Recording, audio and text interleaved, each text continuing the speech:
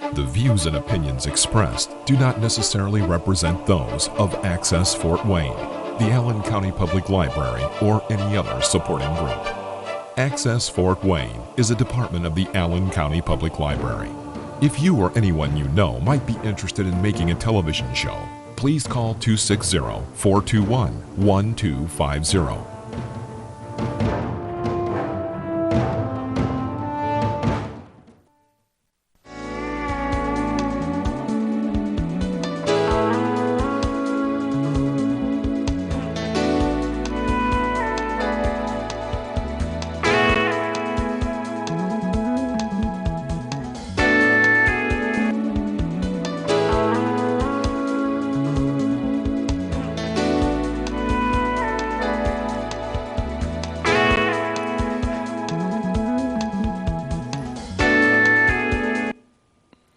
Hi, Dr. Rudy Kachmann, and welcome to the Wellness Show today.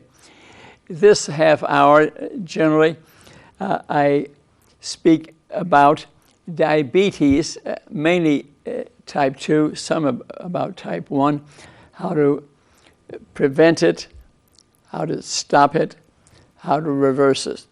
Why that is such great interest to me is because it causes 30, 40 chronic diseases which could be avoided. Yeah, heart attacks, strokes, dementia, renal disease.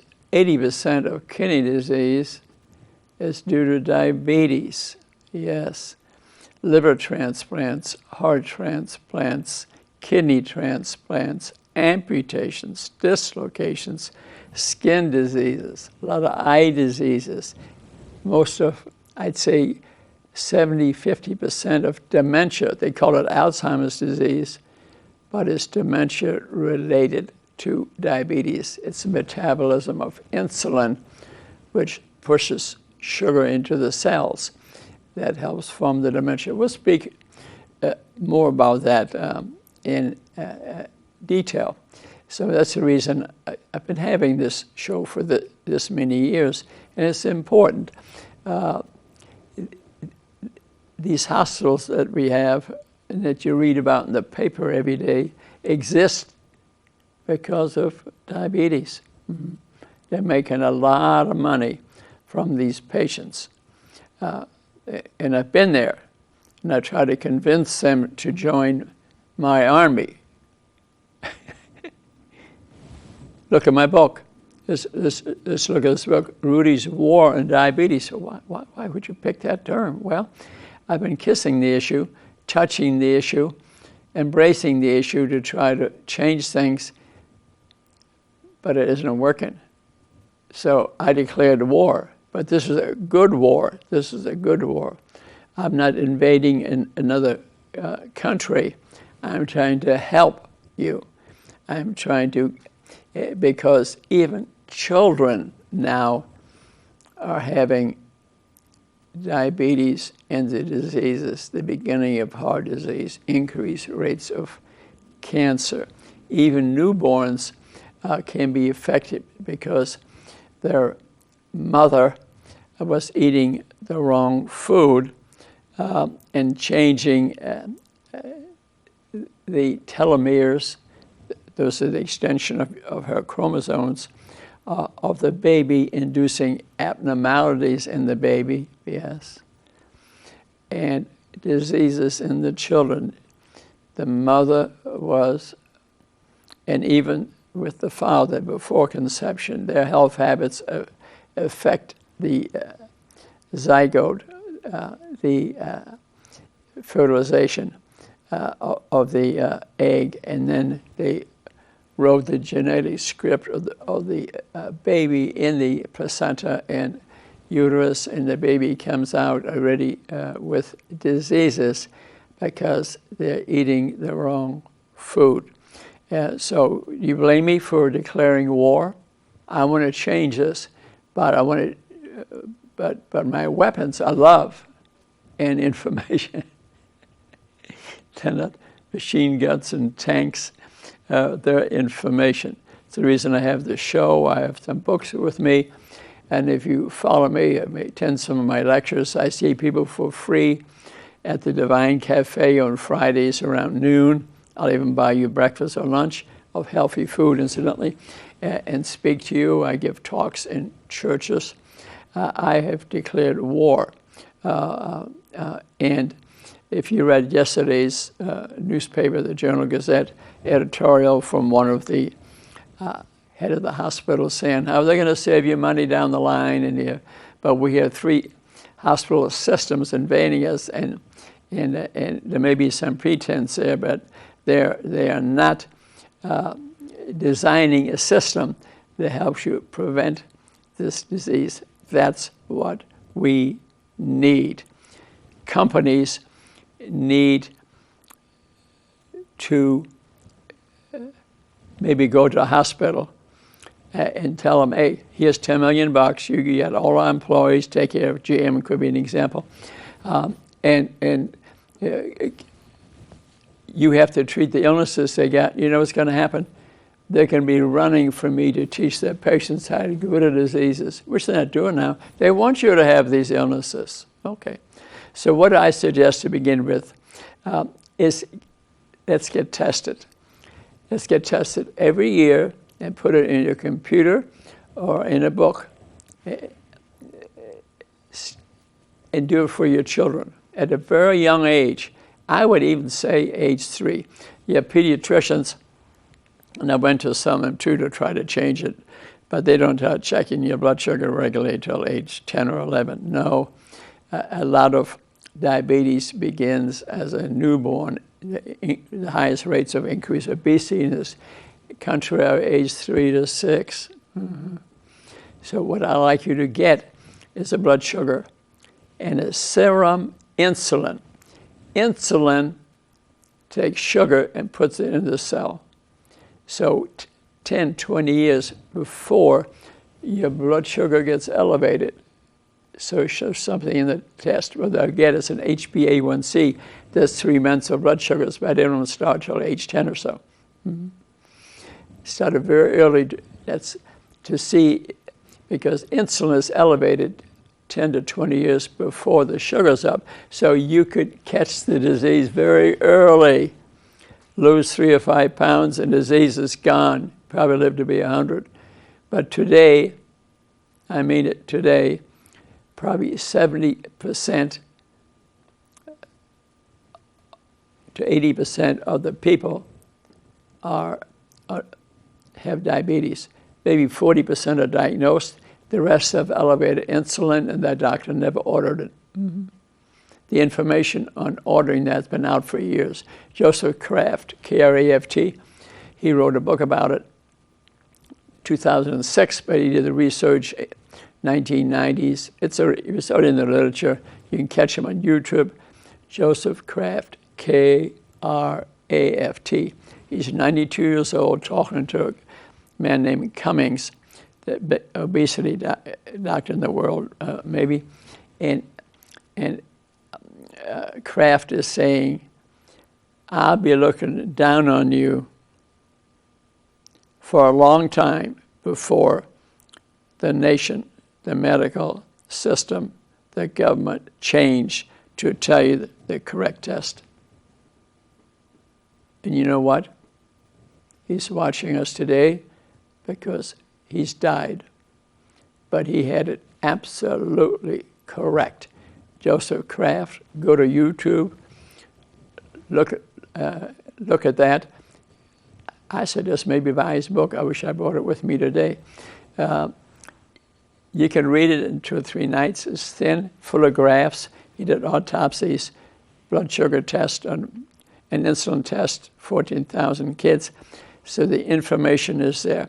But when you test yourself, and if you have heart disease, dementia, kidney disease, dental disease, amputations, dislocation, cancer, check it at least every 3 months to see if what you are doing is changing in your body, because there are definite things that you can do. Matter of fact, what I teach people today, and the science is evolving, but I involve with it. I'm not close-minded. If something new happens, which is true, I take it in. Industry welcomes change. They take it in like that. And medicine takes 30, 40 years to be changed. For 30, 40 years, they told us fat was good. No, fat was bad. Fat was bad. And sugar was good. They told us that 30, 40 years. That's why when you look around, look at the people. What are you looking at? Unhealthy people. Unhealthy people in this country. You go to some other nations, you don't see that, although it's spread across the world. The most diabetics right now actually are in China and India. Mm-hmm. They're also in Russia. Of course, they're down to Ukraine is terrible. But our government made a fast food company leave Russia, and they shut down. But it's also big, when you think about it, no one brought it up. That's going to save a lot of lives. Yeah, because they're not eating the processed food anymore. At least maybe a Russian company will take it over, because people are stressed because of the war and stuff.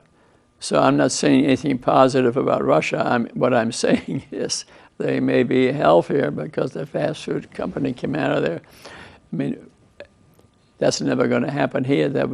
But the government will outlaw it, but we ourselves have to learn to eat healthier, eat food in its natural state. So number one is testing. And test your whole family. Keep it in a book, keep it on a computer, whatever you choose. Suppose you are diabetic and you down the line, maybe you already got some of these diseases, you're going to get some of these diseases. Usually type 2 diabetics, most of them don't live past age 70. Many are dead in the 40s, 50s, and 60s. Mm-hmm. And there's certain racial groups and ethnic groups where the rate of diabetes is even higher, because in their culture, because of stress in their lives, and maybe because they were slaves and they had to eat sugar cane. They starved them, nothing was available, so they ate the stalk of the sugar plant, and guess what? It's full of fructose corn syrup, and they have a much higher rate of diabetes. Maybe, I'm guessing, 90% are diabetic. Maybe 30, 40% of them know it, but every contact with the doctor should check the sugar, and he should say, I don't tolerate you having diabetes. I want you to get rid of it. See you back in a month or 2 or 3. None of this, here's your medication, I'll see you in a year. And what's even more scary is that the company that makes insulin, well-known company, that the insulin stuffs the sugar in the cell, okay? And the cell goes like this. That's why the diabetics are all overweight. They were overweight maybe to cause the diabetes, but they even get worse. And the proof is where you inject them, you'll see a bump. And that's because the sugar swelled up. The cells swelled up because the insulin stuffed the sugar in there. And insulin does other things, causes dementia, increased rates of cancer, stiffens the artery, causes visual loss, hearing things. So, what are you going to call it? The wrong thing? A scam? It's a company trying to make money, but that the hospitals accept it. Well, they make more money from that because they're seeing the diabetics and the heart attacks and the dialysis centers are treating the kidney disease, but kidney disease is 80% preventable. But they never bring it up. The GFR, that's glomerular filtration rate. Okay, the rate, and is measured 100, and if you're a kid, you should be 100. And if you need new kidneys, around 5 or 0, okay? The GFR goes down as we get older naturally. being 39 for the 47th time next month, I would guess, and I've checked mine, it's probably 70 or 80 something. That occurs quietly, no symptoms.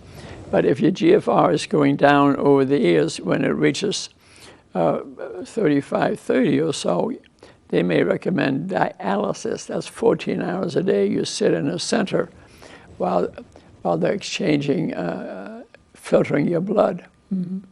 That could be avoided. So you need to check the GFR every year. If it's going down, then do something about it. I'm going to get rid of my pot belly. I'm declared war on diabetes. I don't want my legs amputated. I don't want to be dialyzed. Most of dementia is due to diabetes, and the reason being is when your sugars are up, the insulin level is up. The insulin level is up in the brain. Your sugar lives mostly on brain, not completely. It can live on ketones, they found out in the last 10, 20 years. It is a way of eating ketones.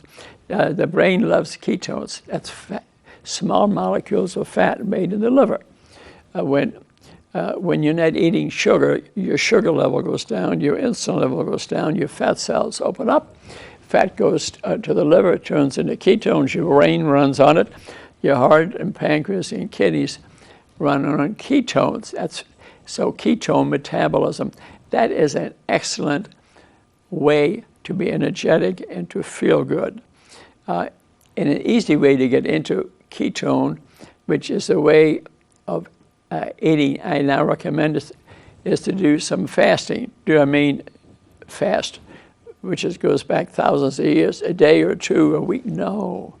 I'm talking about time-regulated fasting. What I mean by that, when we sleep through the night, okay?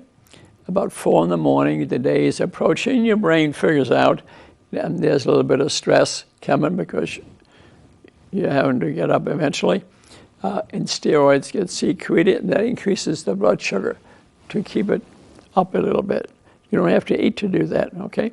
Then the opposite of insulin, glucagon, the pancreas gets secreted, and that keeps it up a little bit. Growth hormone is secreted by your pituitary gland, and the growth hormone increases the blood sugar. So your blood sugar in the morning is like this, and really you're not hungry. So to skip breakfast, to skip breakfast and eat maybe your first meal around 10, 11, or 12. And then if you eat good fats, 50, 60, 70% guacamole, olive oil, fats and plants, for example. And some, I'm not against eating some meats, but you gotta have good fats. Omega-3 fats, those are good fats. And then eat again 6 o'clock. So eating 2 meals. The easiest way, the quickest way to stop and reverse diabetes, you get rid of it 2 to 4 weeks. That fast. I don't believe it. No, that fast. I've done it to patients many times. And if the kidney disease is not that advanced, like stage 3 or so, it still can be stopped and reversed. Stage 4 or 5, it's tougher. I have a few patients, so I've managed to stabilize a stage 5 or 4. They haven't had a transplant yet. Is that going to work out? I do not know. But I have one lady who doesn't want a transplant, and she's 2.5 years now. We're getting rid of her diabetes in a month.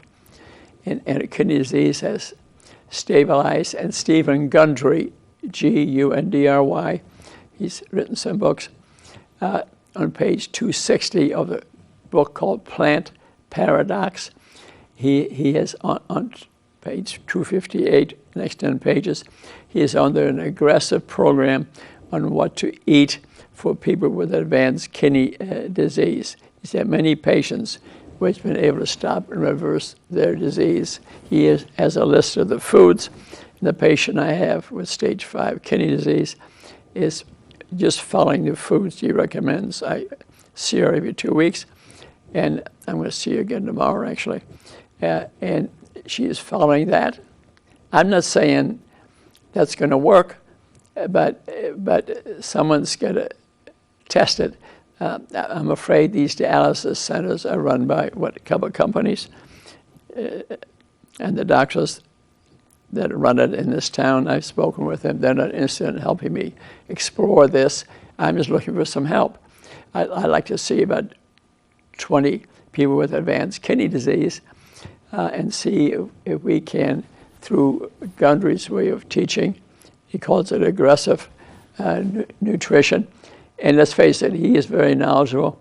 He worked at Loma Linda University. He did transplants on babies and adults for 15 years and decided one day, and he himself was unhealthy at age 50, decided one day, I'm going to change these diseases that I'm doing heart transplants on, newborns and babies.